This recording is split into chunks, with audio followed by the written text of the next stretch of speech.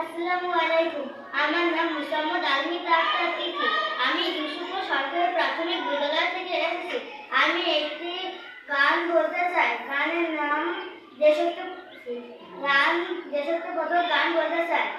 এই পদ্মা, এই মেঘনা, এই যমুনা সুরমা নদী তটে, এই পদ্মা, এই মেঘনা, এই যমুনা সুরমা নদী তটে, আমার আকুল মন ভাঙে যায়, আমার আকুল মন ভাঙে যায়।